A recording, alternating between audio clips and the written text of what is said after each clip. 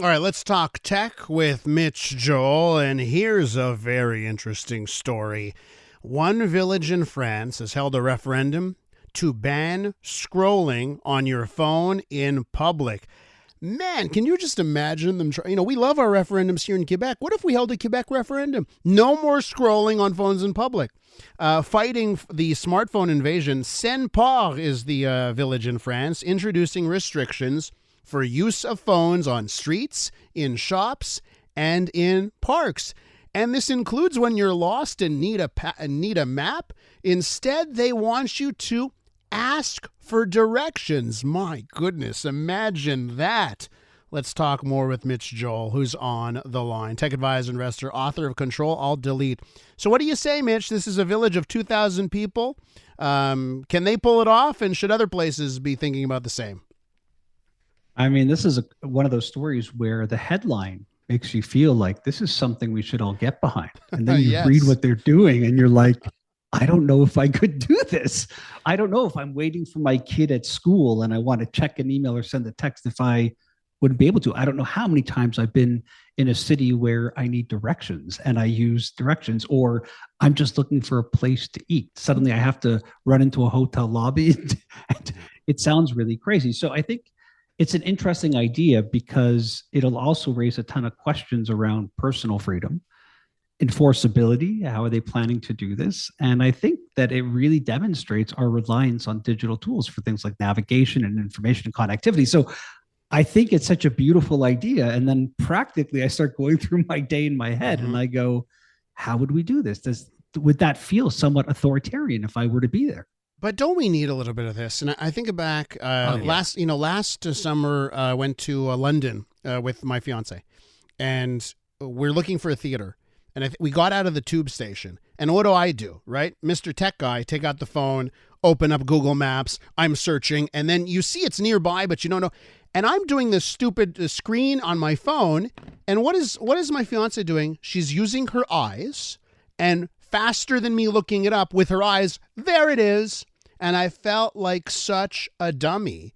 And on finding the bite to eat in the neighborhood, I bet you if you asked a local, you said, hey, buddy, where's a good place to eat? It would be better than what Mr. Google gives you, right? Yeah, this is the balance. I was thinking a lot about Rogers had this big outage and it was a whole day. And I happened to be at Comic-Con that day. Yeah. And at the end of the day, I got home and realized I had such an immersive and real experience, not being able to rely on that crutch of the phone for my text or what's going on and just being disconnected. So I think that there's something to be said about this debate about our digital dependency versus the need for having a digital detox. And I think that's such a true thought that we need to have. Like, how often should we just take a break from it versus our constant dependence on this? And I think people really have a varying degree of digital literacy when it comes to this, right? And so our dependency, a blanket ban, or do we want to account for personal people having their own decisions about not leaving notifications on? I love it because it opened up my thinking again to the fact that, for example, on my phone, I have no notifications. Text messaging, nothing set up. So you were before the show going, check your text messages. And I'm like, I check it when I have a chance to text. I don't let it, because I know how disrupting it is to my day. I'd also say that it's an important thing to understand that this news comes out at a very important time where Pew Research Center, which is the leading analysts in this space, came up with a huge report on how teens and parents approach screen time. And it's really important to read this document, because the three things that popped out to me was the fact that most teens, at least most of the time, feel very happy and peaceful when they don't have their phone. So if you have an older kid, a teenager, and you take away their phone and they're all mad at you, day 1 and 2 might be the detox, but day 3, they're quite pleasant human beings. When you give it back to them, that's where the problem arrives. Yeah. What's more interesting is that 45% said that having the phone makes them anxious, which is really interesting. Yep. And half of parents said that they have looked through their teens' phones too. So think about that as a component of this. So again, I admire the spirit of this article and I hope it gets spread far and wide to get us thinking about it. I just think about enforceability and my own ability to control my own digital habits. Well, there's a few things here, right? I think our children are actually begging to have some rules on this. You know, I agree. I've heard from the students that were begging to have schools say no more phones in classrooms, and they are happy that that has gone through. They'd like it even to be more strict. So I think sometimes children are begging to have rules in and structure, right, in Yep. life that you can provide if you do certain things like this. And to your point on the notifications, it's funny.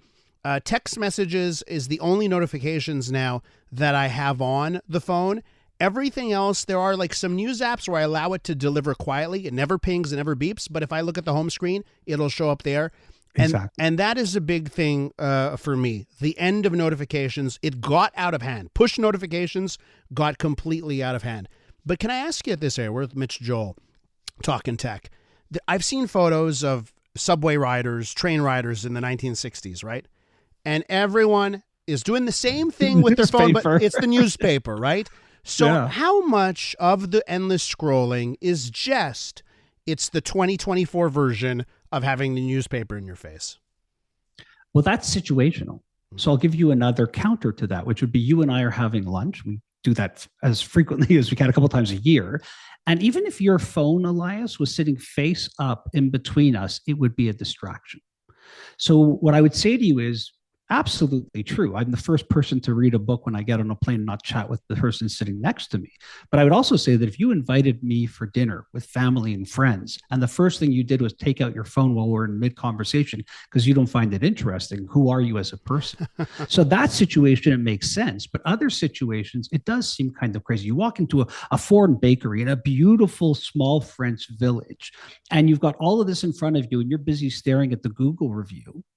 What are you really experiencing? So you have to take each one with its positive and negatives. Now, you have young kids, you're a single parent, your kids are out, they're doing things, they're at school, they're at extracurricular activities, they're downtown.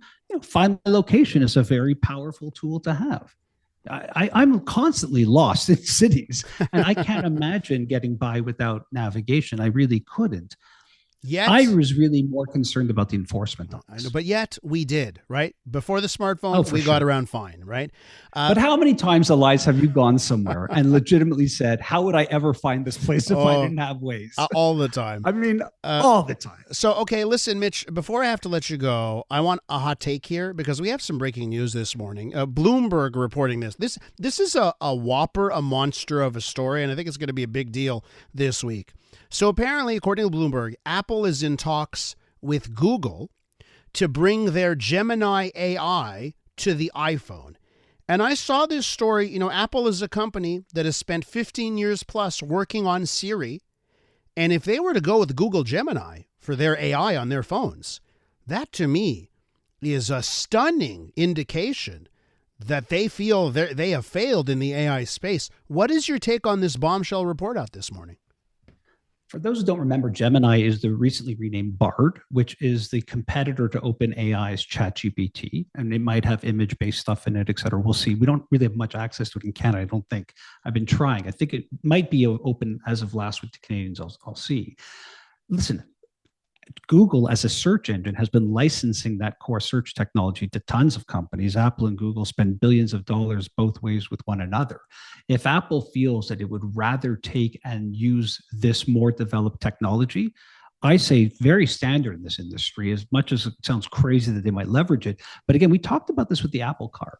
They have a lot of AI capabilities within Apple. I just think they might be seeing the road to get to where they need to be competitively based off of what they're doing with Siri and other applications. Mm-hmm. It might be smarter for the short term, short near term, to develop this relationship. I have many people who've been testing both Gemini against ChatGPT, and the findings have been that Gemini is performing really, really well. Now, but let me throw it at you this way, right? Like I said, Apple's been running Siri now for 15 years plus, and in recent memory, Twitter, X, it's called X now, they started, like Elon Musk takes over Twitter, takes over X, and then he starts internally Grok, which is another competitor to ChatGPT, in just a few months, and the service is live. And then I look at that took a few months. Why can't Apple, with a 15-year head start, develop a similar type of service instead of using a Google product? It seems astounding to me. It's not as astounding to me because Apple's priority currently still revolves around the hardware and also the serviceable side of the actual software. They don't need to create every app. They need to own the app store. They don't need to create their own version of search. They need to make sure that their search is as good as or equal to Google. So this seems to be very much to be aligned actually with how their business model has been doing. And again, it might just be where's their focus best spent right now. Mitch Joel, tech advisor, investor, and author of Control Alt Delete. Always a pleasure, sir. Thanks, Elias. See you soon.